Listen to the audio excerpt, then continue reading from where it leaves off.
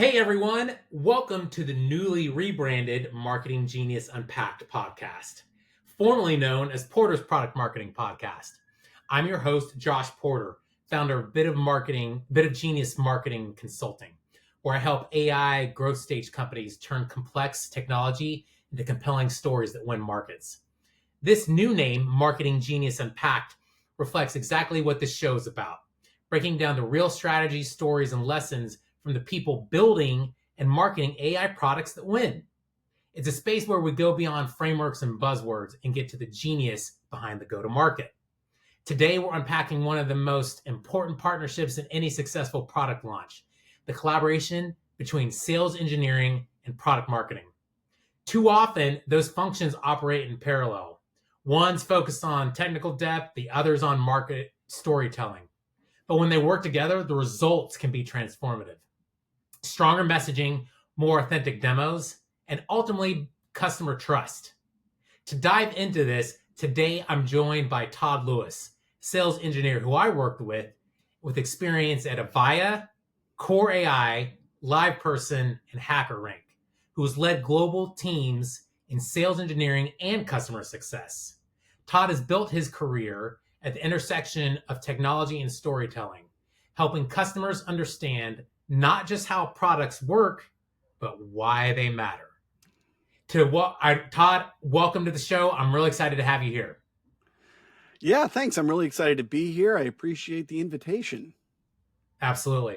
Well, let's dive right into our questions. So first question is, from your perspective as a sales engineer, what makes a great partnership with product marketing? Oh, man.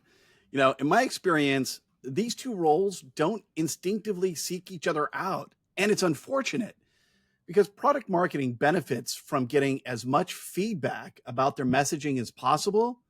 And no other role in the company gets as many at-bats showcasing the product as sales engineers. Yeah. I mean, we benefit from having compelling talk tracks that differentiate our solutions. It's a match made in heaven. It should happen all the time. Absolutely. And that's why I appreciated when we were working together, we met on a weekly basis so that not only from a product marketing perspective, I could talk about the kind of academic, high level scientific benefits of the product, but you were able to help me navigate through the actual interface of the product to be able to speak to it even in more technical depth and talk about how the users are actually being interfaced with it. Right. And the thing that you mentioned too that I thought was interesting is that yes, there's not necessarily a natural interface, at least in a lot of the companies that we've been at, although there should be, because product marketing is messaging about this product that you have your hands on the keyboard showing to product. And so that's why I felt like I had to take the initiative to, as a product marketer, to meet with a sales engineering person on a regular basis to make sure that I was having the technical depth necessary. And you are a great person and a great teammate to do that.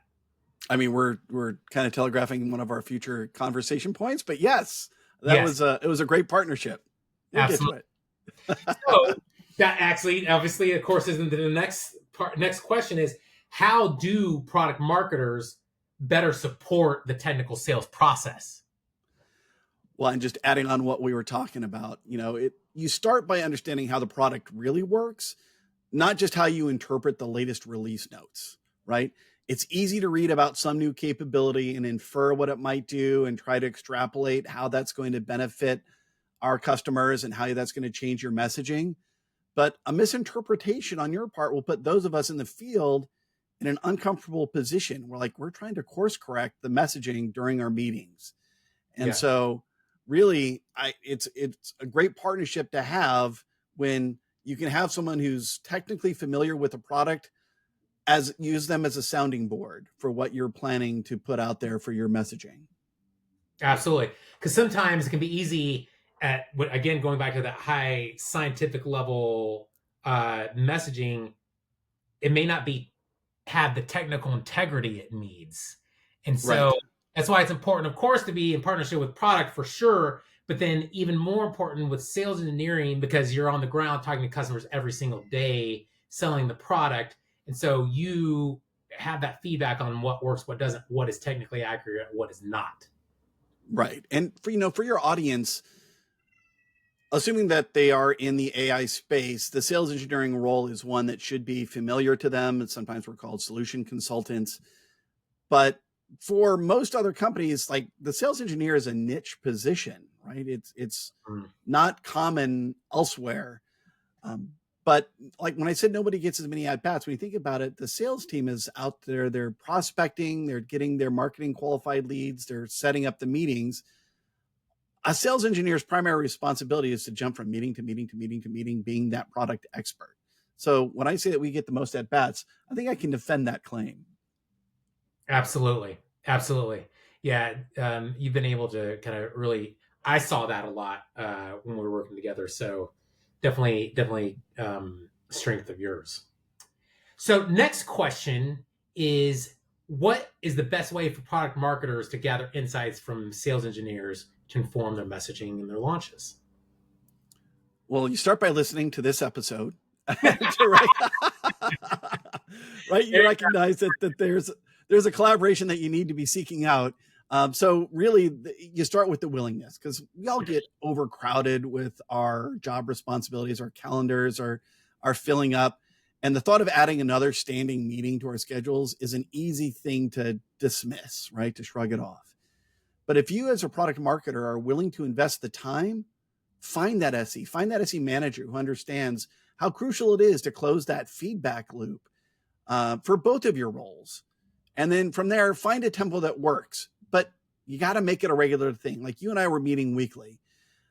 If you set it up as an exception process for when something interesting happens, then the idea is going to fade, because you'll just come up with excuses as to why you don't have enough to spend the time. Yeah. And I think that was critical. That willingness to do it was important too, because you weren't getting any paid extra money or overtime to meet with product marketing, and I wasn't getting paid extra time to meet with you in sales engineering. But it definitely is key to have that relationship, and you with your technical depth definitely helped me build that insight that was much needed as I was creating some of that messaging. And then also you saw when the rubber hits the road how that messaging was being received by customers. And so that was also good to kind of see, well, if this works or that doesn't work. Yeah. I mean, the AI space is just laden with all sorts of very precise vocabulary. Yeah. And it's easy to misstep or misspeak. And each time you do that, you're going to lose a little bit of credibility. And your willingness to have our meetings and to learn from it and to incorporate those learnings into your messaging, it made your messaging that much more credible when I delivered it to the next customer. So it really was beneficial for both of us. You're right. I wasn't seeing any quota relief for those meetings, but I was definitely benefiting from the result. If only, right? Right. Awesome. So next question is, can you share an example of a launch or go-to-market motion where collaboration between sales engineering and product marketing really worked? Yeah, well, we just talked about what our experience at Core. Another example, early on in my career, I was the first sales engineer at a company called LivePerson that specializes in digital engagement. And I did a deep dive on our customer solution. And I discovered that they had been managing their end customer sessions locally within the browser. And, we did ours on the server. So something's different there. Let's take a look at it. Let's see if there's a difference or a benefit to that. And it turned out that by managing it centrally, we were delivering a better customer experience and generating more revenue from agent assisted sales. And, I don't know what the competition's numbers were. I could just tell that there were times they were inviting a customer to chat with an agent and there wasn't one available. So they were inviting them to hold, or they weren't inviting a customer when they had agent capacity. So they were missing out on revenue. And I fed that, discovery back into product marketing. And I mean, they quickly popped up in our sales collateral. So it was an example of, an engineer who finds something interesting, passes it along to product marketing, and suddenly the entire sales team is empowered with that epiphany, and we were using it to good effect. Absolutely. Yeah. And that's the scale of it too, that I think is important, as you mentioned, is like taking that relationship kind of mutually benefiting each other. And not only does product marketing make more informed messaging, but then as you are just naturally part of a sales team, you're able to kind of disseminate and give credibility more to the messaging that's happening because and the messenger. So Right. it's kind of this really um, uh, cyclical relationship where you're able to work with product marketing to say, hey, this works for messaging, this doesn't. And then you're able to say, hey, I've actually worked with product marketing on this. This actually does work. Or we've tweaked some things based on customer feedback. And so it helps it scale it out even more. So it's not just between one product marketer and one sales engineer. This actually benefits the entire marketing and sales team in the company. Absolutely. Yes. So it's definitely a good lesson to kind of think about when doing these cross-functional relationships, but specifically, of course, with sales engineering and product marketing. Totally agree. All right, Todd. Well, I really feel like this has just been a masterclass in how product marketing can make technical sales more successful and vice versa. And I think not only as a company as a whole benefits from it, but you as a sales engineer get a little more edge, at least a heads up on what the messaging would be. And the product marketing gets an edge for sure by getting that technical depth that maybe isn't always captured. Right. So, and real-time feedback or near real-time feedback as to how that messaging was received, right? So if you find out, hey, that talk track didn't work quite the way we didn't hit the way we intended it to, now you have that feedback sooner rather than waiting for it to show up at a trade show or something like that. Absolutely. Absolutely. All right. Well, before we wrap, we're going to hit you with our rapid fire round questions. Just Okay. quick answers to the first thing that comes to your mind. You ready for it? All right, let's go. All right. First off, what's your favorite marketing tool? I mean, I'm a sales guy. I think LinkedIn Navigator is fantastic. Otherwise, I use Buffer for my own socials if that's something, but Sprout Social would be great if I could ever get my hands on a demo copy or demo license.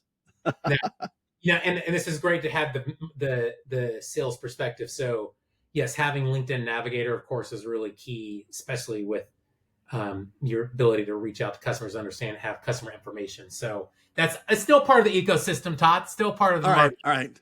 So you're I'm marketing adjacent. Yes. What do you think is the most underrated skill in product marketing? That willingness to get technical, I'd say. I mean, I get it. You're a product marketer, you're a creative, and you're an analyst. And that's already a rare combination of skills. But being willing to push your limits and talk tech can really improve the accuracy of your messaging. And, you might end up uncovering previously overlooked solution value. I say that often when I'm mentoring new sales engineers. I'll say, tell me what you find interesting about this product, because they're looking at it with fresh eyes and they'll bring something up that I had already forgotten or set to the side because it wasn't in the latest release notes. Yeah, totally.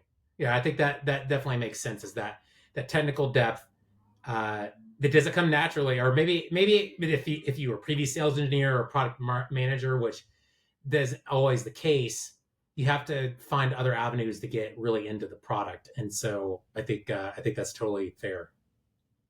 All right, next question is, what do you think the biggest mistake is to avoid in product marketing? Okay, so this pet peeve of mine coming up right here. Everybody's producing these product demo videos and they have the AI voices in them. Like, stop doing that. Like, I understand it's easy. I understand it's cheap. You're not having to pay voiceover talent, but it just sounds bad. And like, when I get turned off by the delivery of your information, you're already starting behind in the count. Yeah. The TLDR for that response is just stop. Just stop. Just stop. Yeah. That's funny. All right. Next question is, what's one thing you wished you knew when you started? Oh, wow. So, I've been a sales engineer now for 25 years. So I only get one thing, Yeah, one thing for now. Sorry. One thing. All right. So the thing that's most visible to me now is the importance of framing. Okay. Like, it took a lot of time and maturity before I realized how important that really is. But I'll give you a quick example. Like, if I tell you don't mess up, or I say you're going to do a good job, both of those sentiments express a similar expectation, right? You're going to perform. Yes. But which one would you rather hear? I mean, it's a simple example, but it applies in so many conversations, Totally. both personal and professional. So framing, I wish I understood that when I was 20. I love that. That's such a great insight. Framing or positioning, as a lot of product marketers like to say. There you go. But yeah, it is about how you position it, about how you frame it, because those two things do mean different things. You think when you're communicating it might mean the same thing, but they have different context. And so if somebody were to say to me, don't mess up, it's like, well, it sounds like you don't have any confidence in me, versus you'll do a great job. That does sound like you have confidence in me.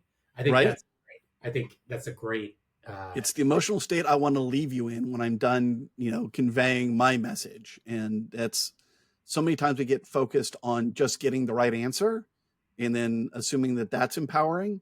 But Yes. there's another dimension to it, and that's the positioning. That's totally true. That's totally true. All right. Well, last and probably most important question, what's your favorite podcast? All right. So Josh knows my answer to this already before you asked me. That's why I'm laughing. So I have my own podcast. You can find us at replayable.fm. It's about board games. I've got a group of folks with whom I've been playing games every week for 17 years now. Amazing. And one night as we were cleaning up, we thought, it's really too bad there's no podcast out there where we could listen to the kinds of discussions we're having as we wrap it up. And so I made one. So but professionally, I think the podcast 30 Minutes to President's Club is really good and is worth a listen. That's great. Well, on the board games thing, Todd and I have had many discussions about this. We're both very geeky at heart, and we talked about my D&D group, Dungeons and Dragons for the uninitiated, Right. and his D&D group, and it's so fun. And then other games like Magic the Gathering, which I've recently got into, and Todd's tried to get me out of it because of the expense. I tried to warn you off of that one.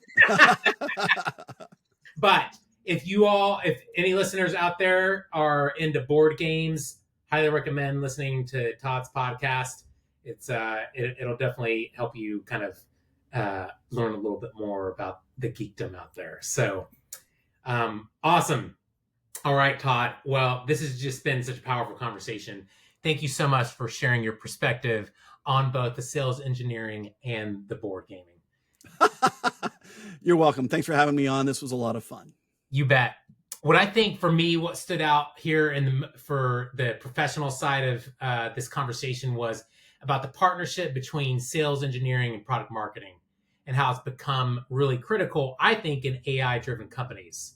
When those two functions really work together, the storytelling is sharper, the product understanding gets deeper, and customers feel the impact, I think, a little more quickly. So to everyone listening, if you took one thing away from today's episode, let it be this. Great go-to-market doesn't happen in isolation. It happens when people closest to the product and the people closest to the customer build together.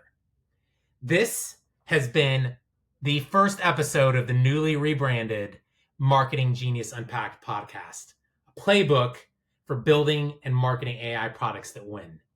If you enjoyed today's discussion, you can find the full episode and past conversations on Apple Podcasts, Spotify, and YouTube. The links are in the show notes below. I'm Josh Porter, founder of Bit of Genius Consulting, where I help AI growth stage companies turn complex technology into compelling stories that drive adoption. Thanks for tuning in. And remember, even the best technology needs a story that sells.